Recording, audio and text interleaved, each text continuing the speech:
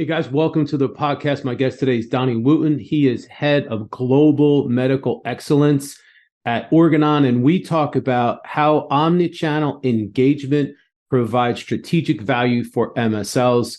Guys, as you know, omnichannel is the buzzword of the current times right now in medical affairs. So you guys are going to really love this conversation. It's amazing. Don't miss it. Share it with your friends. Don't forget to check us out on YouTube and MSL Talk Live, which is on the LinkedIn Live platform once a month, typically first Tuesday of every month. And connect with me on LinkedIn if you haven't already. Thanks for joining us. Welcome to MSL Talk with Tom Caravela, a podcast specifically designed for MSLs and all things field medical.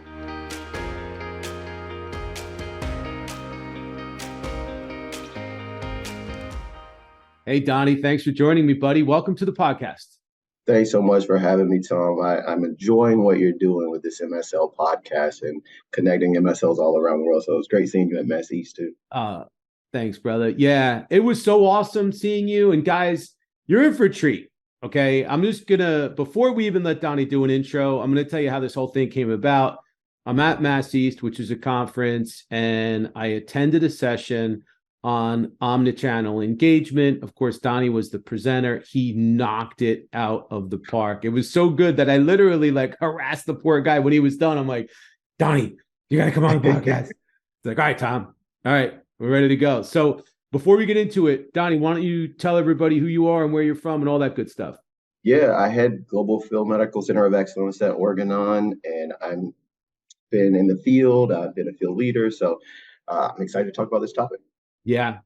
So, and I will say, we all know, we hear this term omni-channel. I think a lot of people still don't know what it is. I think a lot of people know what it is, but they're not exactly sure how it applies to them.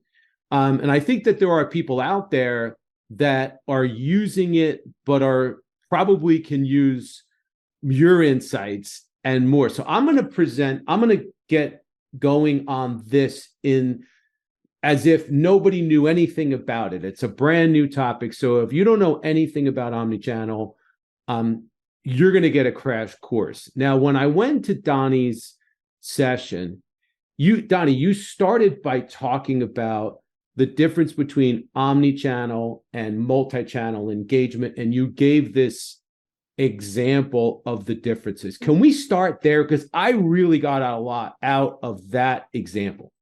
Yeah, for sure.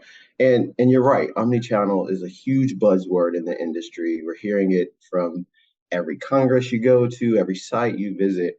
And it is something that we're all kind of in that space. You said, we're new to it, especially in medical affairs, because it's not really a medical affairs centric approach. It's a marketing commercial approach. Has been around for decades. We're just getting tapped into it because of this whole digital transformation of COVID. But to your point, what is it?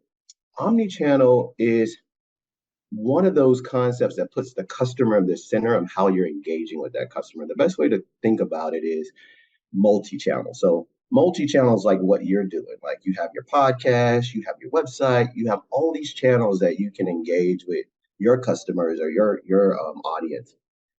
The difference between omni and multi is the omni-channel experience puts it all around the customer and is synchronized. So like the example I gave when we were at Mass East, if you can imagine like a department store, like a Neiman's, Nordstrom's, Macy, wherever you choose to go, one of the channels that you can engage to get your product is like going in their store, but you can go on their website, you can go on their social media, you can see what they're doing on Twitter. All of those are channels that company has created. What they've done a better job at now with the spin of digital transformation is synchronizing that channel. So when you go to their website and you click that shirt that you like, now when you go to your social media, you see that shirt. Or when you go to their Twitter page, you're getting insights about that shirt all around that experience. Medical affairs is different, right? We don't have a product that we're trying to get someone to drive towards, but we have something either like educating or trying to drive scientific gaps. But that whole model is still relevant because you're putting the customer's needs at the center. and making sure wherever that customer is engaging with you, rather it be through your people, your medical information, phone calls, or through your company website, your social media for your company, they all tell a story. So if that customer sees something and they really want to learn, they can go right and have that synchronized approach. I love that. Hopefully that helps. It does. It absolutely helped me.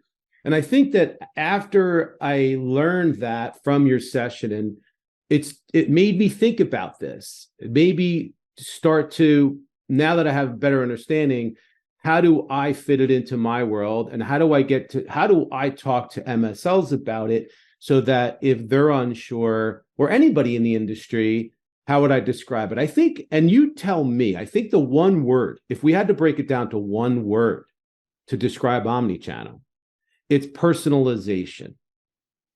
Would that make sense? 100%. It's 100%.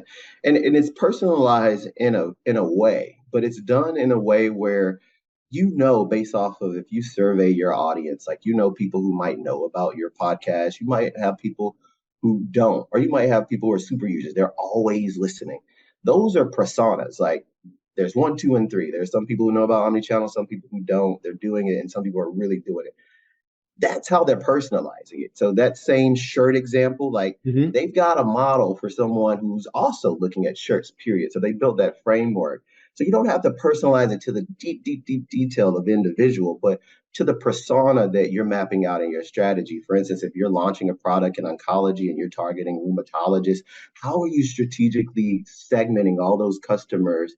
And what do you do to help them get to that information that they want based off of the channels of interest, based off of their desired content of style? And you kind of just navigate them through that journey. And ultimately, you want to get everybody to that final place where they know about your podcast, they know about your sites, or they know about omnichannel and they're doing it, or they know about whatever scientific thing you're doing.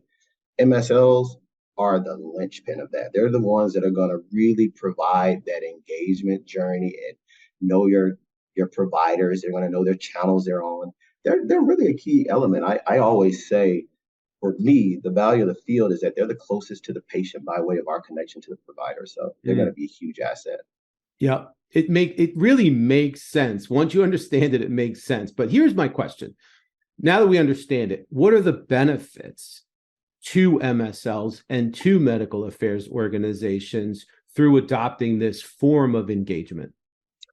Huge amounts of benefit. It's huge amounts of benefit to, like, everyone involved, from you and the strategy worlds who are like creating your strategy, or to the field person who's engaging with that individual, or the provider themselves. And so for strategically, you put your customer in the center, you know where your customer is going, and you're able to look at their journey. How successful are we being able to, like, move that needle scientifically, or whatever it is? You can map that out more harmoniously. So for the customer, for the internal counterparts, it's huge amounts of value. For the field teams gain a lot of value in it too, because one of the things that we know is MSL teams often cover huge territories, not just small zip code territories like their commercial counterparts, but huge. This broadens their reach. This allows them to get to those customers that might be difficult, who prefer a certain channel. So how do you get those people on that channel that your customer is providing? Also, we do a really good job as an industry standard with field teams of, like, informing them of what the provider's doing outside of the company, clinical studies they're working on, what are they tweeting about. But omni-channel, a true omni-centric strategy, allows them to know what's going on about that customer internally. I can't tell you how many times I've got the conversation when I was in the field about a doctor saying, "Do you guys talk to each other? I just met with your colleague 2 weeks ago." That's if you're building a really good omni-centric journey. You know where that customer is at. You know who's meeting with them. You know who's already met with them. You know where they're at, so you can continue to move them around that continuum. So huge amounts of value to the MSL being able to know how their providers are interacting with the company. When it comes to the KOLs or the HCEs, it's tailored for them. That alone means that you're going to be providing the right content that they desire, the right channels in which they want to be on, at the right preference, meaning frequency. Like, I shared this when we were at Mass East, that there's data out there that shows that providers just don't have time to go through the amounts of information that's out there. And throw in Chat GPT, you got, like, information overload, so they are looking for it to be a bit more customized, exactly what they need so they can get that information quickly. And it just obviously the experience that the KOL gets from this, because it's personalized, because it's a more efficient process, is going to build that relationship, which is a benefit to the MSL and the medical affairs organization, obviously, because it creates value. But it's also a benefit to the KOL because now they have this trusted resource, 100%. which ultimately, what's the end goal? The end goal is the patient. And freeing up time for the KOL to do what they're supposed to do and spend their time, doing, which is caring for the patient ultimately at the end of the day. So this is awesome. I think this is really helpful. I mean, we always talk about insights and insights gathering. Is this kind of the ultimate tool to help that piece of it as well? Yeah, I mean, with insights is always going to be a core butter and bread of the role for field medical because of just that connectivity to what you said, like the patient, the person closest to the patients, the provider, closest to the patients internally for us is the field. So you're never going to get like just quick insights by Googling information about a patient. Like you'll get that, but that real hands-on information about them, you're going to get that directly for someone who's engaging, being and living and doing that with them and learning from them directly. Now, what does this Omni strategy do for insight gathering? It fortifies it. It makes it that much more stronger. So no longer are you just strategically looking at insights on the field level. What insights are you gaining with how these folks are engaging with your content? What content is most relevant to them? What content is resonating with them?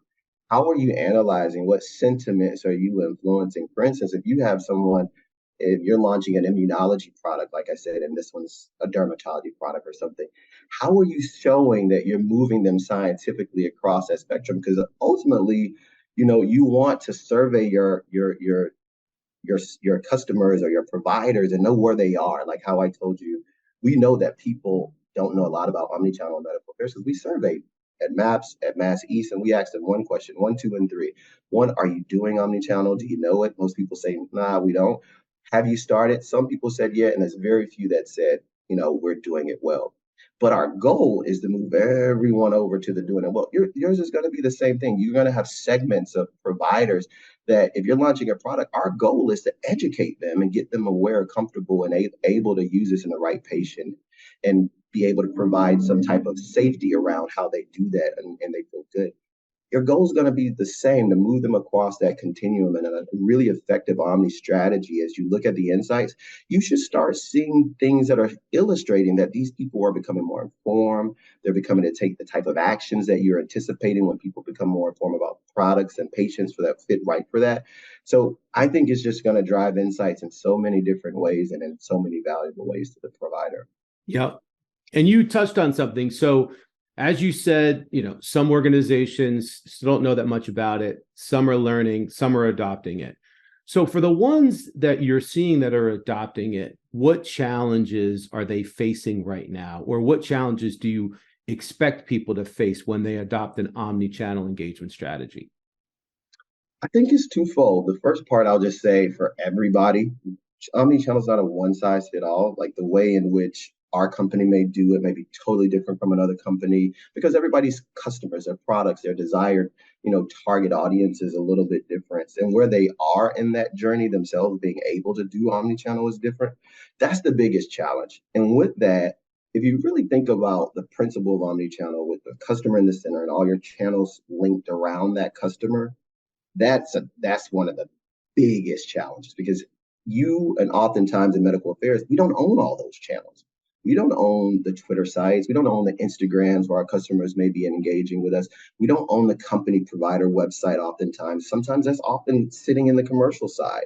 So how do you influence what you want that experience to be from a medical perspective is so essential. So as we talk to some companies that are starting, finding out that are they partnering with their commercial colleagues because they're probably already ahead.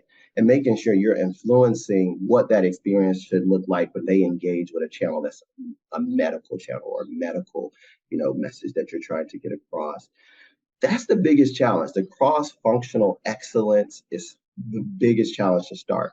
For people who probably are doing it more and better, privacy and compliance around data, that's the bigger challenge down that line too, is because as you go around the globe, the way you meet the channel preferences of providers in the US are totally different when you go to LATAM or those Latin markets where they use WhatsApp a lot, or if you go to China where they use this channel called WeChat.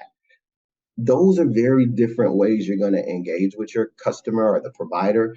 And the how, like what are the regulations around those, oftentimes are things that people have to figure out. So that's where I'm seeing the challenges now in our group. As I don't know if I shared this, but I sit on a FOG for MAPS. It's called Medical Affairs Professional Society, FOG's Field Working Group. Mm-hmm. And I support the Omni channel. So all this I'm sharing is the work of many, many folks trying to figure this out. Yeah. Well, and it's interesting, just like anything else, it's a paradigm shift. Anytime mm-hmm. you change things, there's going to be growing pains. There's going to be, learning curves. So this is not unlike anything other, any other thing that we've seen that's strategic, that causes a change in how we transact business, for lack of a better explanation. So I appreciate you telling us about what the challenges are. So let's talk about the companies that are like, okay, Donnie, I'm on board. I got it. Mm-hmm. I want to do this. So now, what would you recommend to them as far as where do they start? That's a good question. Like, where do you start with omnichannel? Once you kind of peruse your organization and see where your organization's at, that's the first place. Like, know who's doing it already. I think the best, what we're seeing now, we're seeing a lot of roles pop up around like omnichannel, digital, and all of this is linked. Digital content strategy and channels, all of this is linked to omnichannel. Understand where your company's trying to go. And I think the best way for folks to start is build a framework within their business that supports their ability to execute an omnichannel strategy. So that means getting all the right stakeholders involved across the aisle. And I think that's a mindset shift, as you said, paradigm shift that we have to change in medical affairs. This concept that we're talking about is a commercial concept. Like, they got it. They know it. Like, learn, leverage, and influence, because what we do is so different than what they do. So it's important that we understand where they are and what they're doing so that the providers don't get a different experience when they're engaging across that. Perhaps what they're trying to do might be different, but the how and what they should resonate from what we're all trying to do should be similar. Like, you shouldn't go to one site and get a totally different understanding about a product and then go to another site and it's a totally different one. If it's the same product, it needs to be in a way comprehensive. I think that's first, figure out where your company's at, and then two, really focus on what you're trying to do. You'll listen to a lot of audio books or go and read any books on omnichannel. They're going to tell you, like, start small, like figure out how you can perfect all of what you're doing. So that way you're not tied into so much going on at once. Like, figure out which one strategic objective you want to meet, who's the right person for that, meaning your customers, your providers, segmenting them. What is the right channels that you want to be on, meaning mapping out all those channels that you want to engage. What's the right content? And how do you create that content so make all those stakeholders involved? And then what is that customer experience? You'll hear this word called CDX. It means customer experience. Like, how does your customer experience? And you want to build that out, like that engagement journey for that customer. And a part of that engagement journey is going to be your MSLs and how they know about that provider and move them towards that. And finally, just always looking at your outcomes. How are you measuring and pivoting back to your strategic objective to make sure you're hitting it? So first, figure out who's doing it in your business. Get that core concept team together. Focus on what are you strategically going to do, and then build it out with those 5 essential things: right person, right content, right channel, right cadence, meaning how frequent are you interacting with these people, and then the right outcome. Awesome. All right. Now that we're getting somewhere, because now we're putting all these pieces together. Before I get into the MSL piece, So then who would you say, now that we have that strategy, who should own it? And let me add a little more to that. I'm starting to see, as you said, there are positions being created in organizations, larger organizations, director of omni-channel engagement, right? So now, obviously, that person owns it. But what happens if it's a smaller company or a mid-sized company that maybe they don't have a big excellence department, a big training department? It's a smaller organization, but they need to do omni-channel engagement. Who do you think should own that? I think that's gonna for sure be the conundrum that we're all trying to solve Yeah. for. But I think principally across the Omni strategy, Mm-hmm. no one owns it. Like we're all sharing that, and we're just trying to own our experience and connect that experience with all the other owners. Corporate comms is going to own a lot of those external sites that you're on. Commercial is going to own just as much interaction with that provider as your MSL team. The content that they see is going to be very, owned commercially if they're driving what that content is, or if you're driving it from the medical. So I think that's going to be the conundrum. I truly don't think we own any, like none of us truly own. We own parts of it.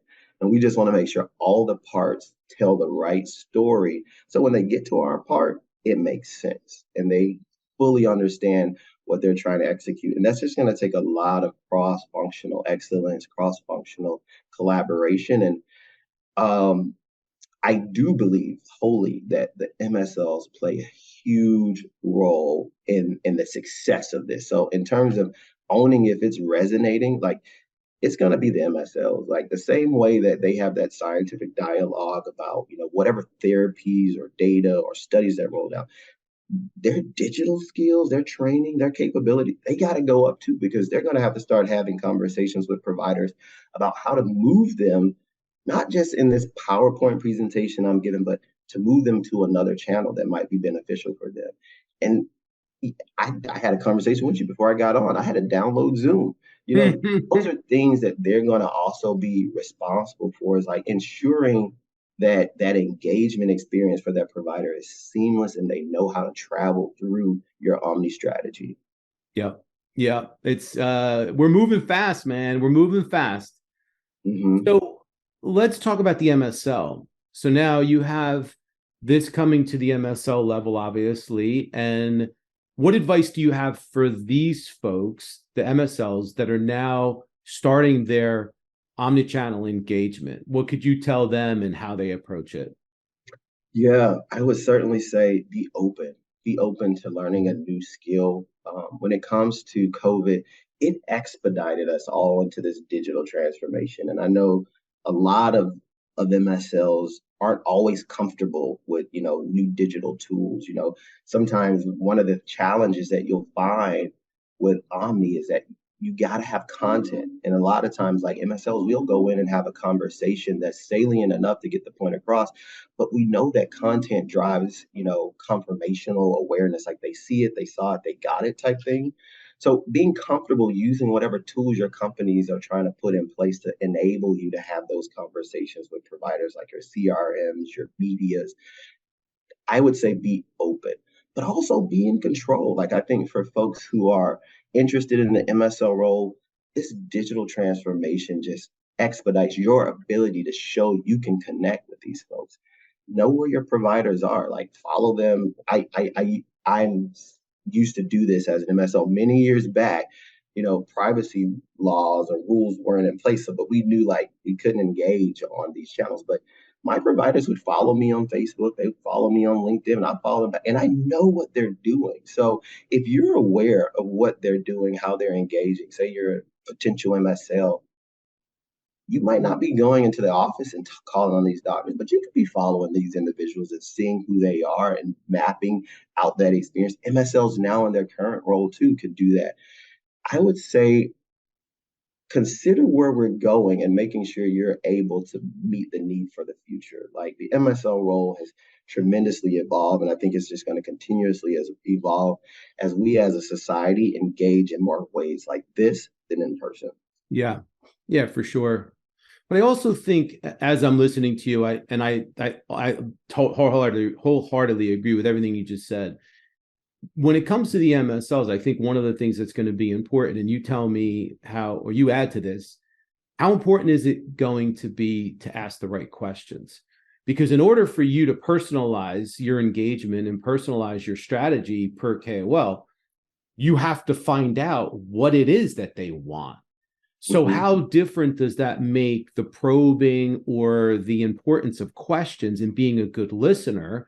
Because we know it's always important, but how much more important, and what do you have to say about the MSL's responsibility to uncover the specific needs of each KOL?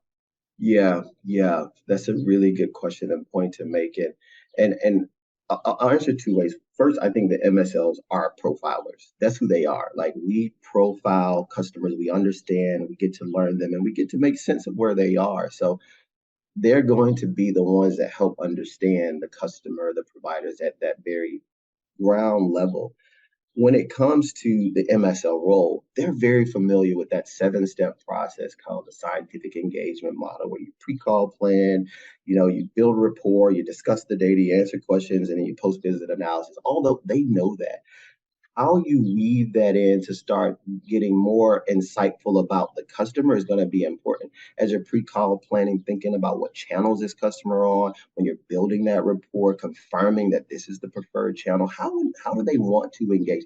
Weaving that into your scientific dialogue, I think, is going to be most beneficial. What you'll find is that a lot of companies on the commercial side, at least, they do focus groups. They know these customers. They do marketing. They know like our commercial colleagues spend a lot of money and time getting to know the customer's behavior. We do a lot of focus on understanding their scientific acumen, what they're trying to do, and helping support that. But this is where we get to lean in a little bit more. So I think the MSL is going to play a big role in understanding who that provider is as it relates to your Omni strategy, how they want to engage with you, what type of information they want, and where do they want it, and how do they want it to look and feel.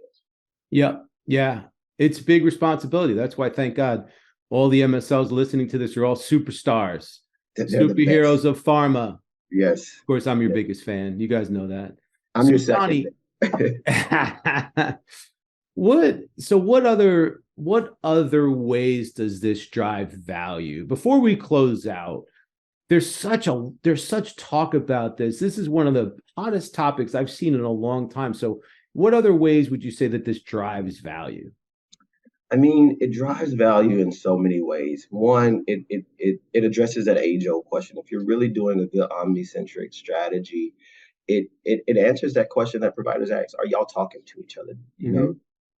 It makes that customer feel as if we're taking their concerns front and center, and they can see it and feel it because this is how they want to see it and feel it.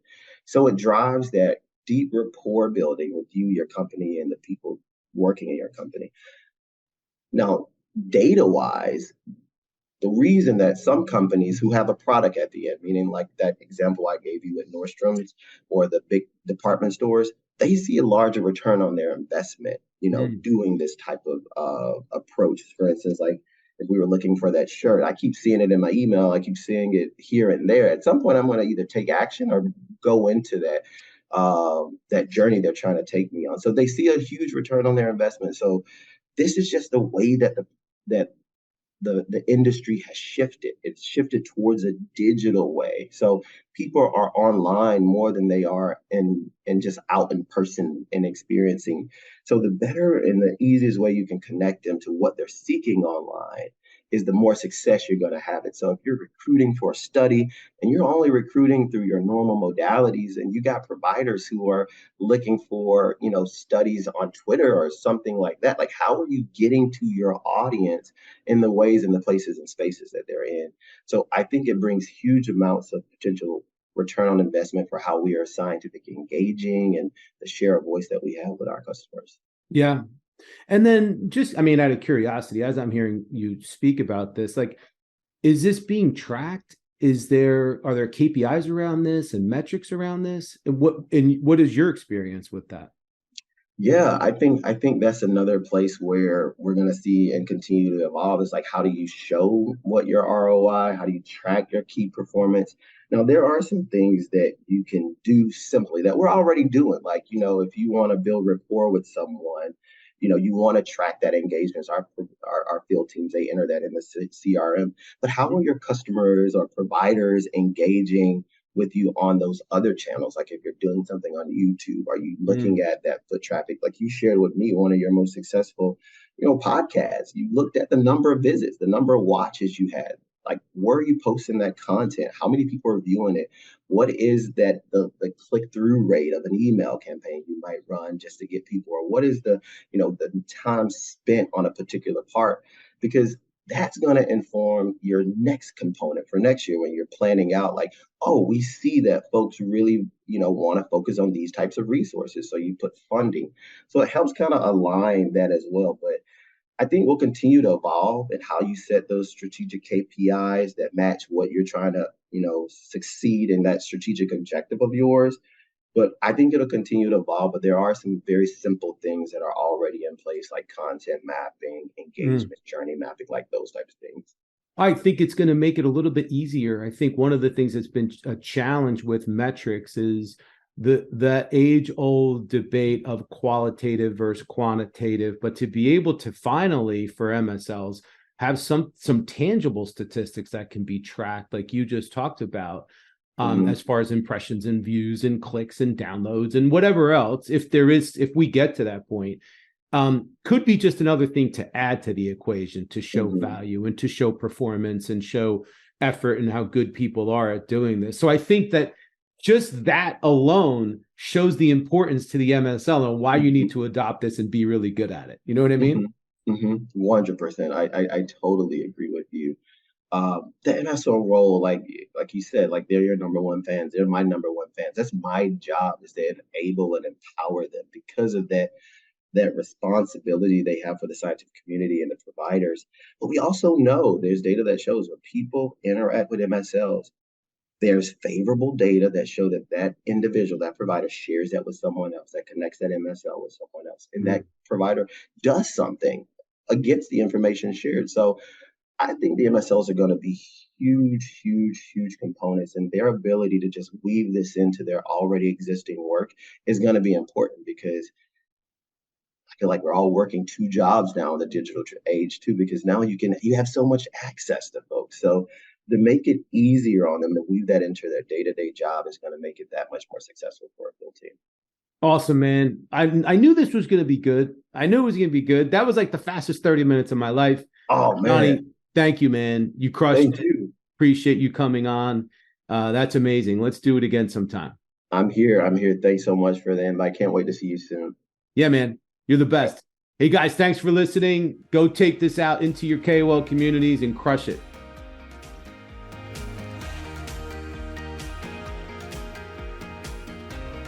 Thank you so much for listening to the show. And if you enjoyed it, please subscribe so that you don't miss an episode in the future. And feel free to leave a rating or a review or a comment.